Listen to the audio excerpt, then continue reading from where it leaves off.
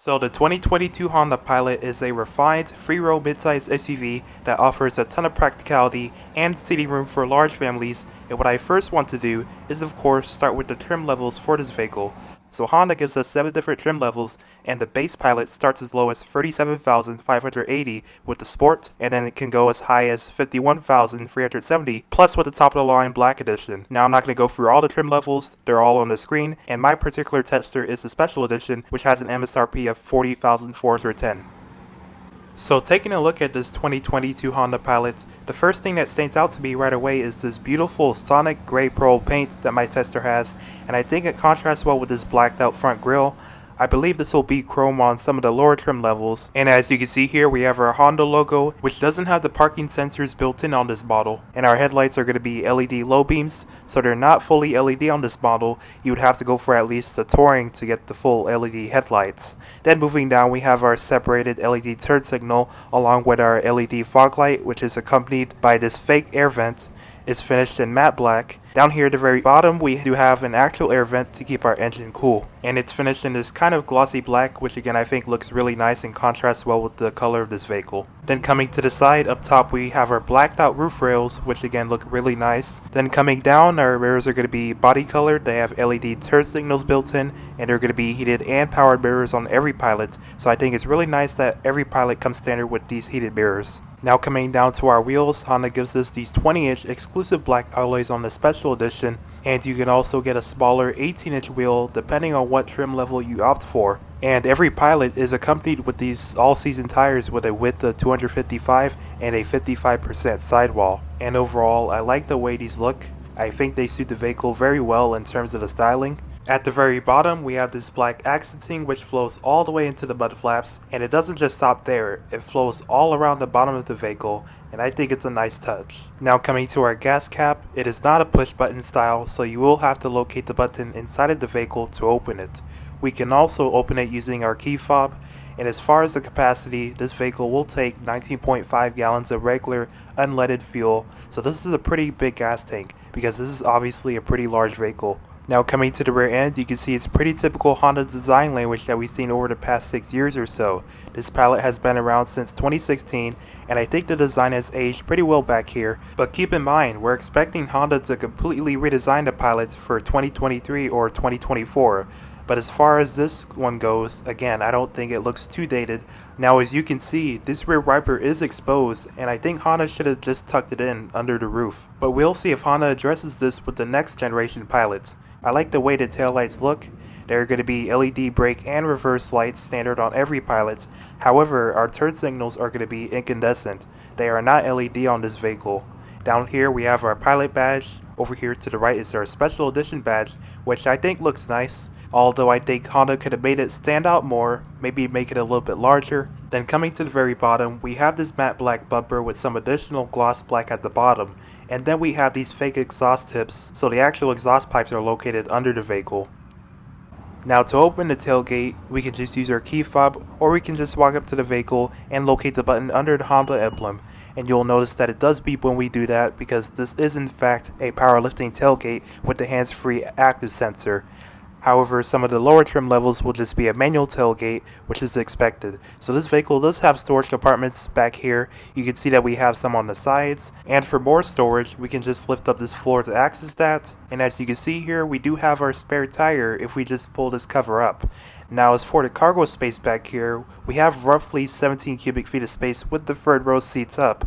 Fold those down, we expand to 47 cubic feet of space with the second row seats up. And then if we fold all of the seats down, we have a maximum of 84 to 109 cubic feet of space.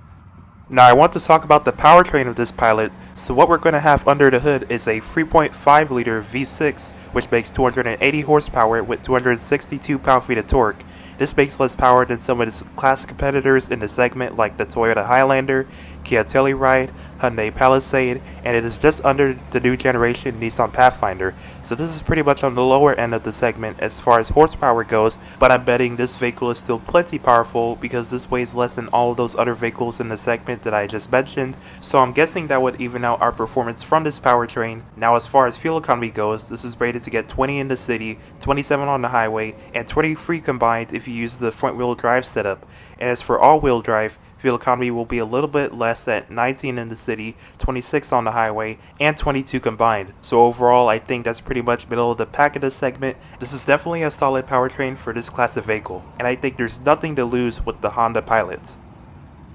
Now before we take a look at our interior, let's first take a look at our door panel. So it's a pretty basic looking design. We have some leather on this panel here, and pretty much everything else is hard touch plastic. Here we have our power windows with auto up and down for the driver and passenger. Here by the door handle we have some configurations for the power adjustable driver's seat. Above that is this chrome trim, which is just hard touch plastic. Coming down we have some of our storage compartments, and interestingly the button for the gas cap is located on this door panel. And then down here is our speaker grill, which honestly looks pretty cheap.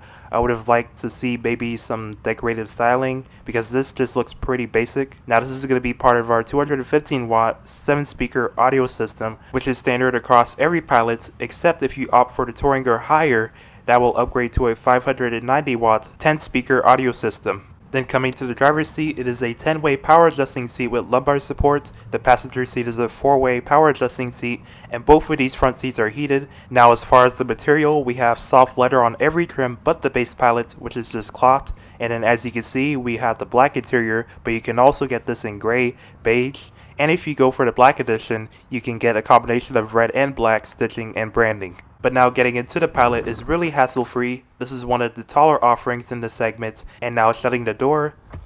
So shutting the door is pretty solid. Now starting up here, our rearview mirror is a frameless design which looks really nice, and it has some electronic controls at the bottom. It's also auto dimming, standard on every Pilot but the base model. We have our detachable illuminated sun visors on each side of the vehicle. In the middle we have our sunglass holder, which when we open it you can see that we have a mirror at the bottom, so that's pretty interesting. This is pretty useful for monitoring your kids in the back seat. Of course up here we also have our interior lighting controls. And as for the dashboard, it's going to be hard touch plastic, which is expected. Now coming down to our steering wheel, it is also leather wrapped just like the seats, and I feel like it has a great amount of thickness. Keep in mind my hands are pretty big. Now over here on the left we have some of our media controls for our infotainment, and then on the right we have some of our controls for our massive digital gauge cluster, which I'll talk about soon. We've also got some paddle shifters on the steering wheel for manual shifting. So now taking a look at this gauge cluster, we have a massive 7-inch screen in the middle, and then we also have an analog and fuel gauge off to the side.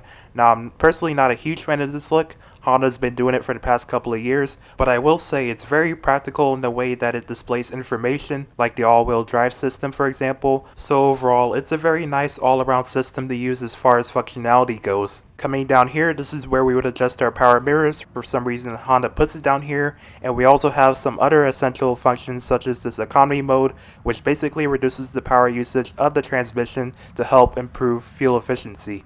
Now coming to the center of the vehicle, we have our 8-inch touchscreen display, which is standard on every Pilot. Now I would like for Honda to make this a little bit larger. You're going to find much larger displays in other offerings in the segment. Now as far as the usability, I find that it's pretty responsive in terms of the navigation. This is running Honda's Honda Link operating system, which also has a map system built in, but unfortunately that only is if you opt for the Trail Sport or higher. Some competitors offer that in lower trim levels, so my tester does not have the map system, which is fine because I imagine most people are just going to use Android Auto or Apple CarPlay for that. Speaking of which, this system does have that built in on every Pilot, which is nice. However, I believe it's only a wired connection. Then coming down, we have our tri-zone climate control system, which is pretty simple, straightforward to use. Then below that we have controls for our heated driver and passenger seats, and a little storage area in the middle. This actually becomes a CD player if you go for the higher trim levels. Below that we've also got a cigarette lighter with a USB port, and then down here we have some space for a cell phone, which does have a wireless charger built in,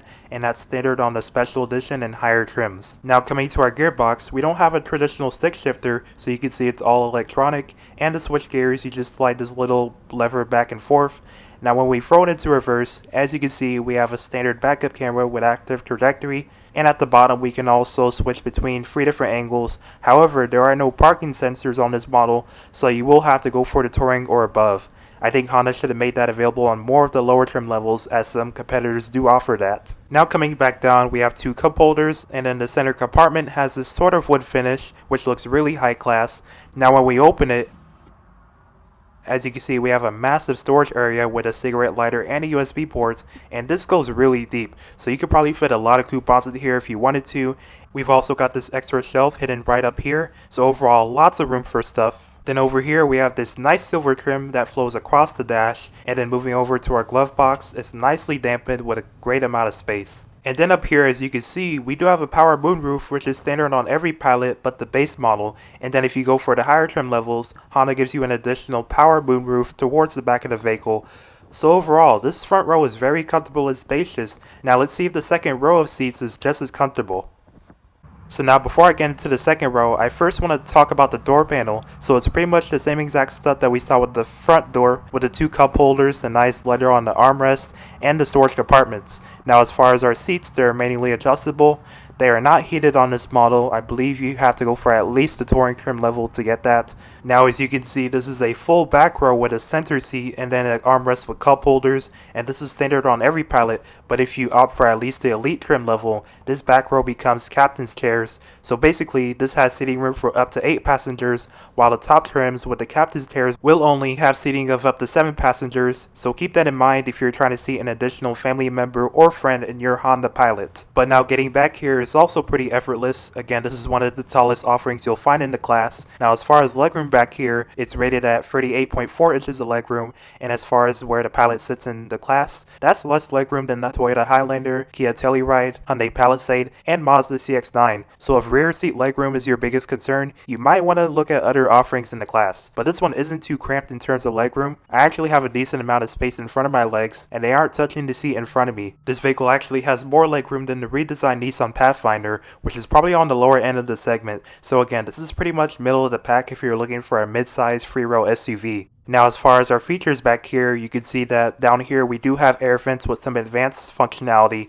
I think it's nice that Honda offers this because some competitors don't, and I think it's a nice feature to have. Then below that we have 2 USB ports and a pretty decently sized hump, so a middle passenger wouldn't have to split their legs too much if they decide to sit here. And then behind the seats we do also have some back pockets.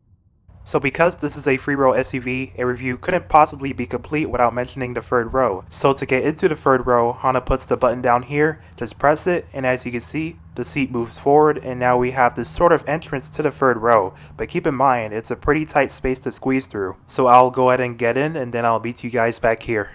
Alright, so I am officially in the third row of the Honda Pilot, and first of all, let me just pull this seat back. And my first impressions are that this is really tight for me. As you can see, my legs are crammed into the seat in front of me, so I'd probably want to ask this person to scoot up a little if I were to sit back here long term. But in a pinch, if you really need to use the third row, I don't think sitting back here would be too much of an inconvenience. This is a little bit bigger than the Kia Sorento that I tested last week, but keep in mind that vehicle was a little bit smaller than this Honda Pilot. But aside from being cramped back here, Honda also gives us some cup holders and an extra air vent on each side of the vehicle, so that's definitely welcome. And I forgot to mention earlier that this vehicle does have a cigarette lighter in the trunk. Visibility back here is also great. If you like to look out the windows and explore the world around you, you're definitely not going to be missing out. But one thing we are missing out on is the entertainment system back here, which is only available on the top trim levels, but I think most people could do without it. So overall, I think you and your family or friends are really going to enjoy being in your Honda Pilot. Now if you want to get out of the third row, you're probably wondering, well, how do we get out? Well, it's as simple as just pressing this button up here, and as you can see, the seat just moves forward. Well, I hope you guys enjoyed my review of the 2022 Honda Pilot, and if you made it this far, thank you. I really appreciate you for sticking with me till the end. And if you did enjoy the video, please consider leaving me a thumbs up and subscribing to the channel. I would greatly appreciate that, and I certainly hope you guys found this video helpful. Of course, if you have any questions, thoughts, or suggestions, feel free to leave them in the comments below. And with that being said, I'll see you guys in the next video.